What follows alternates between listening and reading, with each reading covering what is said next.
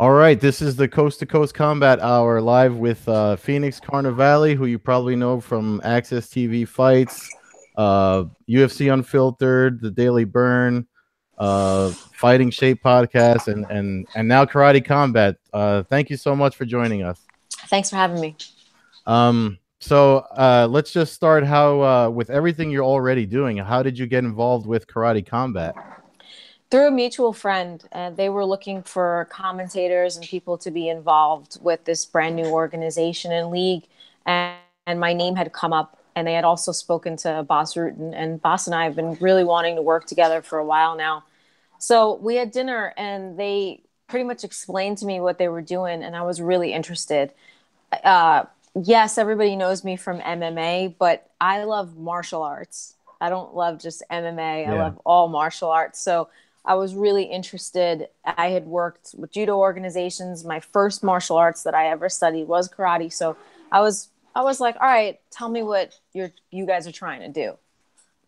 Yeah, I mean, that's I'm glad you said that because one of the things I wanted to ask you, so I don't know if you got a chance to read the Sherdog article I wrote that because I watched Karate Combat on my own Yeah. as somebody I did 11 years of Ishinru karate myself. And some of the comments on that article, I mean, I know it was the original title for it, just so you know, was Crazy Talk.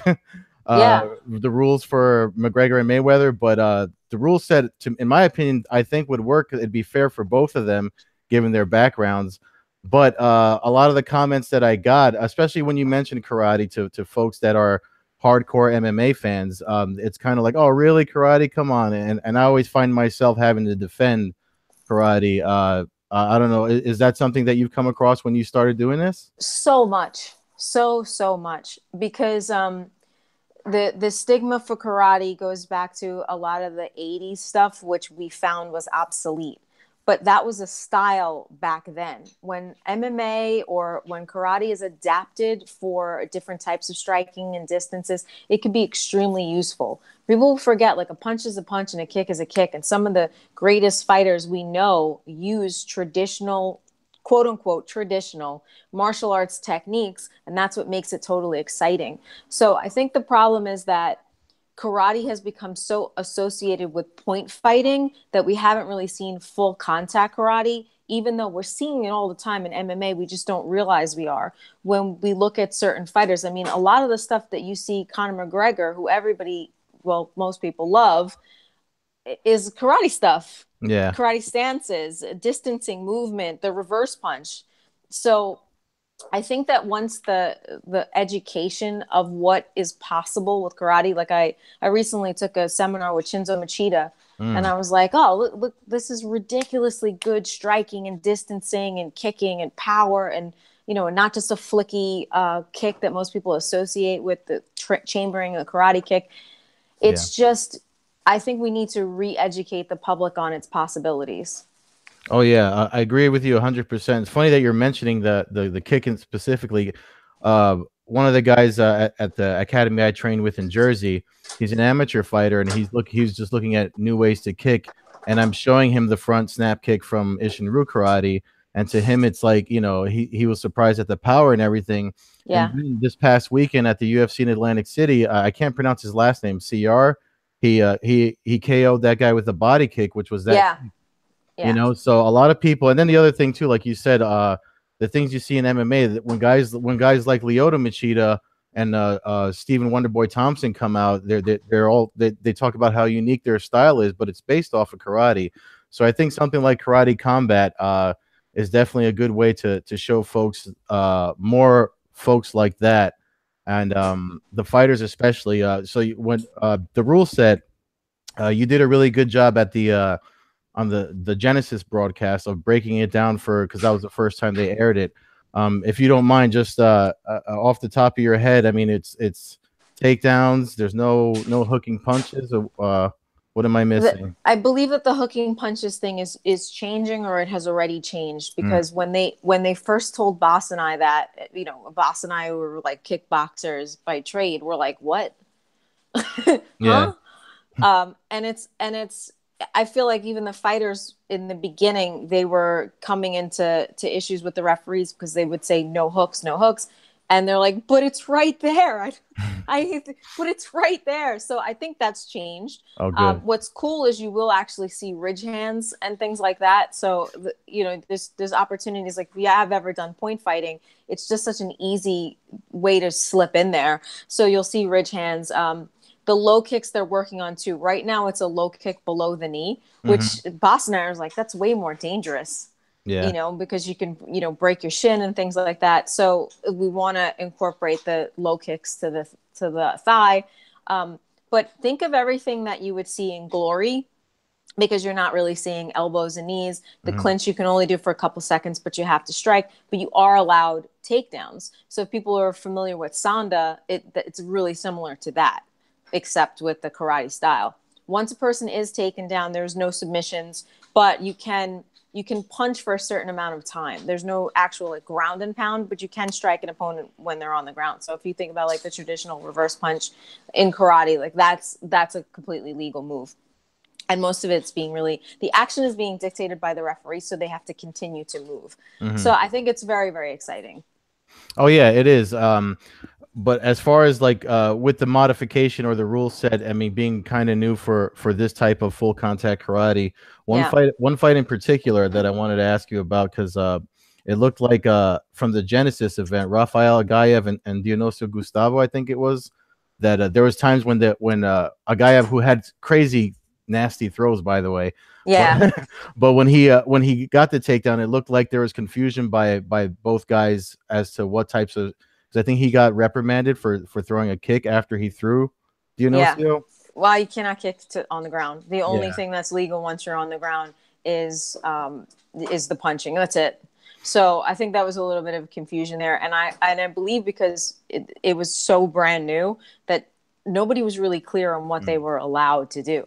I mean, I really can't even think of the last full contact karate thing I've seen. Yeah. Chuck Norris's World Combat League. That's pretty much it, you know. And there it was a little bit different because it was really closer to the point fighting system, where you had to kick a lot just to keep the action going. You need to throw a certain number of kicks. So I think now when they're doing the next broadcast in Miami, I think things will be a lot clearer to the fighters. And the production value was awesome, by the way, for the way they're doing it. I know that the one in. So tomorrow, is that going to actually be live? Is it going to look the same, or? Yeah, it begins at 7:30. I think the main card begins at 9, and it's in Miami. You can go to karate.com to stream it, and then there's a bunch of apps where you can get it as well. So it's on iOS, it's on Android, it's free. You know, so you can watch it there. Wait, what was your question? I just completely forgot. Just as far as the production value, because the way it looked like a movie, the Genesis event. So I was just wondering, because with the are they going to use the same graphics, like the heads up display and everything you were talking about? It's the same. And the coolest part about it is the more shows they do, the more they kind of get the rhythm and the feel of where the shots are supposed to be. I believe it's like an 11 camera setup and something crazy like that. So you're really getting it at all angles. It's crystal clear. It is cinematic. The thing with them is that they want to capture the emotional part of the fighting and make it similar to a video game. So when you see the heads up display and you're getting everybody's stats, you're getting your heart rate, they're getting all these things that are actually going on inside the fighter, like you would an energy bar in the video game. You know what I mean? So it's cool. And then you can kind of make your assessments, like somebody's heart rate's really high. Is he super nervous, or is it just adrenaline pumping?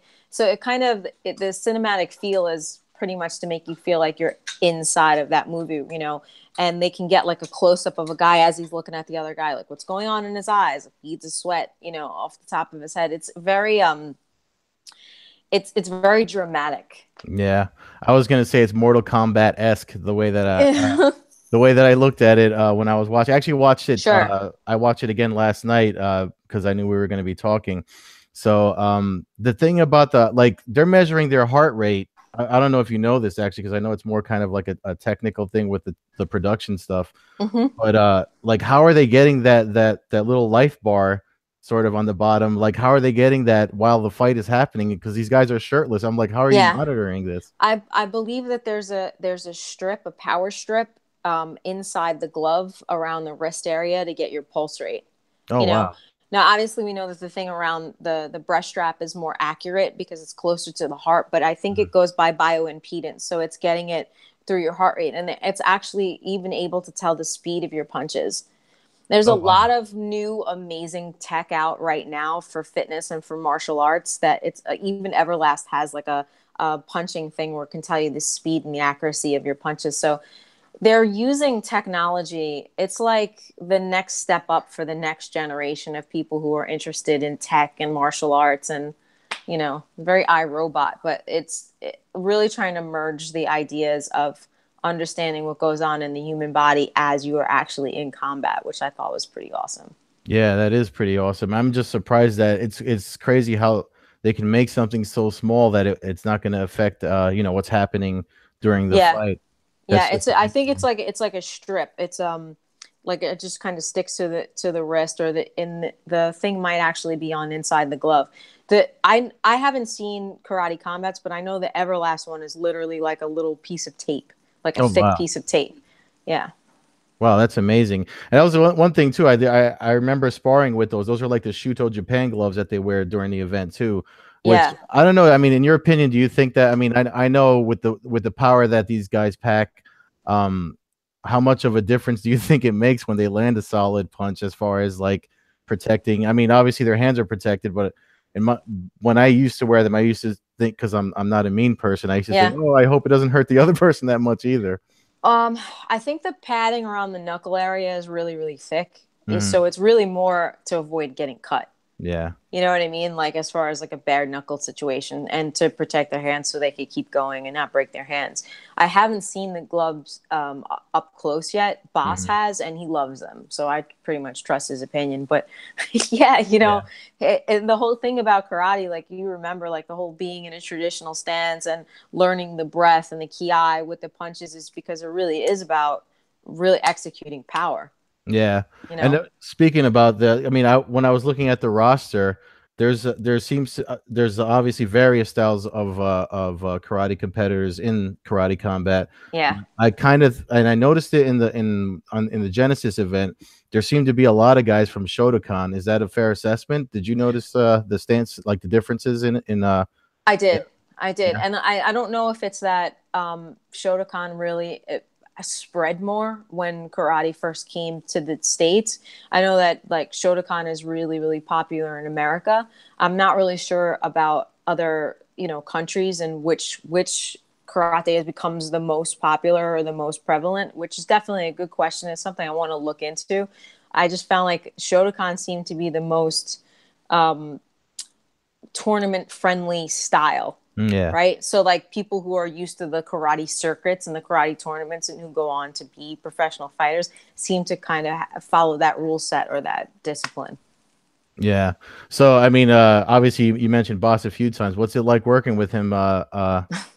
It's got to be fun. Uh, so it's really surreal for me because my first week of karate, I have asthma, Oh, me and too. I started late in life. I started karate like in my early 20s, and I was afraid to have an asthma attack in class, and I was trying to hide it. And this old guy comes up to me, and he's a black belt, and he's like, "Listen, don't worry if you have asthma and you do karate. There's a world champion. His name is Boss Root, and then he has asthma." So I like immediately look him up and I start following him and watching all his fights and completely admiring the guy. And it was pretty much because of that that I stayed. Mm. And then 10 years later, I meet him and I'm like, I tell him the story and we become buddies. And so it's really surreal that not only did I meet Boss, but now because of karate and then asthma, and now I'm working with him. So it's really kind of how your Yeah. career can take that whole turn. Yeah, I mean, Boss is a big influence. I had the pleasure of meeting him a few times. I was at his Hall of Fame induction, and he actually did a seminar here in Jersey, like with at Dan Miragliotta doesn't have the school anymore, but back when he had his school in Elizabeth, and he Yeah. did a seminar there, and that was my first time meeting him. And I had just gotten into stepping outside of karate. Actually, there was a sambo guy there, and then that's how I found my way into jujitsu and stuff. But Yeah. it's crazy just how so with karate combat, one of the things I noticed too during the fights is that it seemed there was a couple of points. I forget who the fighter was, but a takedown happened, and it looked like the guy wanted to cinch in a guillotine and then realized that he couldn't. So, I mean, was there a lot of that going on with the first Genesis event that you noticed? Yeah, you can see like because the flow of it is pretty new. That's why I can't wait to see what happens in the next 6 months. Mm, Because when your body starts to get used to knowing what you can and can't do, and when you get in the flow of it, you can see some hesitation in the first couple fights of like who can do what and who wants to do what and who's used to doing this and that. Or you see because it's the pit, right? And the pit is like really awesome, and people aren't used to fighting in yeah. this pit. And you can use the sides of the wall. So you see, Quayhagen like wants to use it, but where can you use it? Where can you practice that? So once they start getting more familiar with what they can and Mm, cannot do, I just think it's going to escalate each and every competition. So yeah, I totally agree. I see them thinking, because when you're a yeah. fighter or you competed yourself, you can see them thinking, or you can see like when the flow is slightly off or they want to do other things. I mean, how many times like when you're like, okay, sparring hands only, and then your brain, you're like, I could have thrown a knee, Yeah. or you know what I mean? So I think that happens to all of us. Yeah, definitely. I mean, uh, one of the things I was thinking too is like, if these guys, or do you even know, are any of these guys, have they fought in MMA, or are they thinking about crossing over? Are their There's a contracts exclusive? there's a couple. I don't think their contracts are exclusive right now. I have to check on that. But there Mhm. was like Josh Quayhagen. I know he fought for Bellator. There was a couple other guys who had fought on different organizations as well. And I hope that some MMA karate guys actually come over. I think it Mm. would be super cool to see some of them fight. Like, Oh yeah, like I know Tiffany Van Soest is her start was karate before she got into Muay Thai, and she did point fighting forever too. So I think she would adapt really, really well. So I would love to see how it crosses over. I mean, look at somebody like Edson Barboza. If he mm. had an amazing like any type of full contact stand up league, he would have completely dominated. He wouldn't have to deal with these killer wrestlers that he has to deal with all the time. So Yeah. I'm hoping for that type of quality stand up fights with Karate Combat.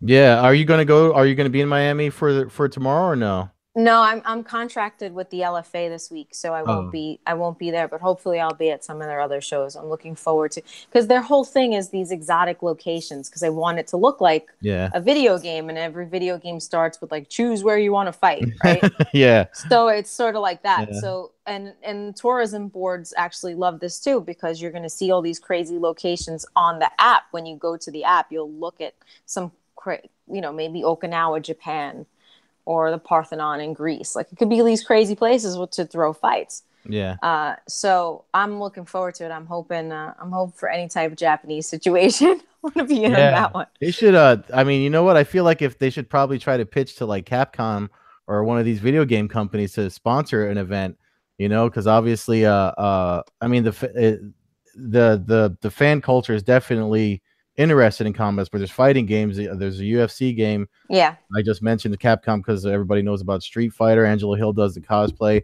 yeah. That's a really good. I mean, I don't know if anyone thought of that. I mean, if they're listening, hopefully, somebody pitches that to somebody. And it's such a great idea because the crossover fans with pop culture and martial arts are tremendous, right? Like all of us I'm a huge nerd, comic books, superheroes, martial arts, all that stuff to me goes absolutely hand in hand. Yeah, no, definitely. I mean, all those heroes in that genre, they're all masters of something, some type of martial art, and you see it in the movies and everything you read. I mean, I think it's safe to say everybody's kind of a nerd now. You know what I Yeah, mean? With for sure. Infinity Wars coming out this weekend, so Yeah. yeah, so definitely. All right, I think that's it for me. I mean, if you have anything else that you want to plug, all the projects you're working on. Feel I free to mean, go ahead. you guys can find me, on Instagram and all that good stuff. But the podcast is In Fighting Shape, powered by Everlast, and we really cover everything in not just martial arts, but like health, fitness, wellness, all types of cool stuff. I really urge people to check out karate.com. It's only going to get better every single time. It's very, very interesting to watch. It's free, and free's cool. You're on the bus, Yeah. you're on the train, you watch a fight. You know what I mean? And it's Yeah. available to you, which is great. So Yeah, so check that out. And I love hearing from the fans. So stay in touch with me and let me know what you think. Cool. Thank you again so much. And you know what? Actually, let me ask you one more thing. This is just off the Sure. top of my head because you and I usually are at stuff in New York when MMA comes to New York City. And just we never really get to talk because we're both there for what we're assigned for. But Yeah. the one thing I wanted to ask you, because I asked on the side, I asked Jim Genia and I asked other people from the area. So your report card for MMA in New York, what do you give it? um, so do you mean events that have been put on there, or do you mean like what we've been up to? I mean, like, just your overall, like, are you happy with since the ban got lifted, or like how do you think the sport's been handled since they've been able to have it? For the big leagues like UFC and Bellator and Professional Fighters League, Yeah, they've put on some great shows, really good yeah, cards. Really, they've done some great, cool things. They've put on some great things, but the insurance thing is yeah, so crazy that all of these fighters unfortunately still can't grow themselves and get the practice that they need because there's not enough amateur leagues here to give them good quality fights. So there's a few, but it I just I wish there was more, right? Like I would love to see the LFA here. I would love yeah, to see CES here, which I think CES has one coming up in May. So that's my only current sort of bad report. The insurance thing is absolutely nuts. I get that they're trying to protect the fighters. I understand what the athletic, what they're trying to do, but I just yeah. want there to be more quality so that these guys can be better. You know, there should just be more shows. That's all. I think there should be more shows for them. Yeah, no, I'm kind of with you on that because I feel like we spent all that time we were out there on Broadway, whatever it was, in front of Carl Heasty's office with the band and everything, and it's like Right. we were expecting an influx and we didn't really get it because we didn't know about this thing with the insurance until it happened, and so yeah, I agree with you 100%. Yeah. So that's where I'm at with that. Okay, cool thing. I didn't mean to throw you a curveball, though. Don't. No, Uh, no, no. But it's true. It's like, I don't want to take away from any of the leagues that are out yeah. there right now, but I just feel like we need a few more, so that these guys can stay busy and really grow their brands and grow themselves as professionals. Cool. Okay. Well, thanks again for your time. I know you're busy and you got stuff to do, so I appreciate you taking the time to talk. And No it problem. was nice talking to you. Yeah, good talking to you too.